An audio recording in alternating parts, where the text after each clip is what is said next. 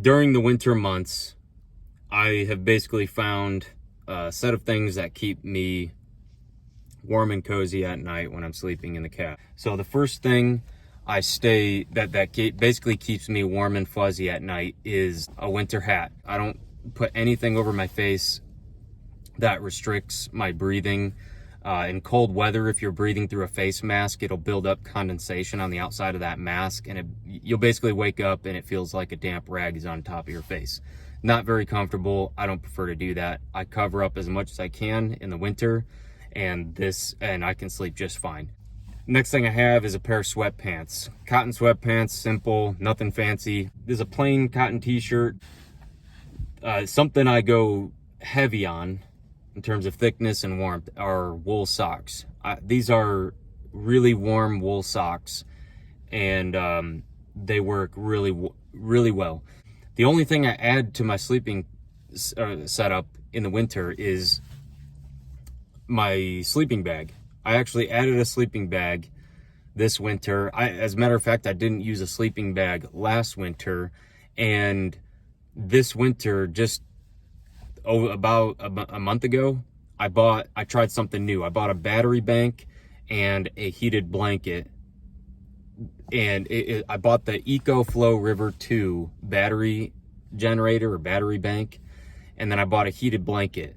And long story short, I actually ditched that completely, and I just threw my camping sleeping bag inside of here. The sleeping bag I've had for years and years does the job. I prefer a synthetic fill, not a down fill. Synthetic fill is easier to wash, easier to maintain, in my opinion. And then I just focus on the layers. Loft. Build up loft over you, you'll be fine.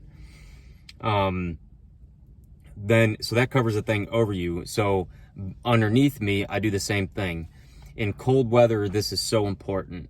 You need to create a barrier, a similar barrier underneath you. So a foam sleeping pad.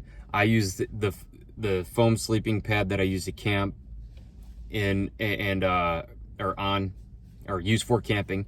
Plus I got a 2-inch thick inflatable sleeping pad that, again, I've used camping, and that's more than enough for me. But that prevents me from resting on, well, it's comfortable, but it prevents me from resting directly on a hard, cold surface, like the surface of the vehicle. And, if you see homeless people out on the street sleeping on cardboard, that's why. It's because that cardboard creates an air gap with all those channels and baffles throughout the cardboard, and it prevents heat loss.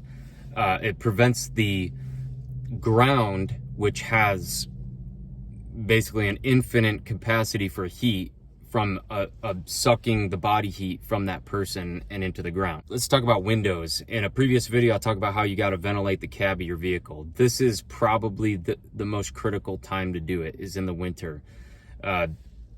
Moisture will build up from you exhaling inside the cab of your vehicle. It's gonna crack only 2 or 3 of the 4 windows instead of all 4 windows like I do in the summer. I promise, in the cold weather, you will wake up in all your blankets will feel damp or moist on the outside.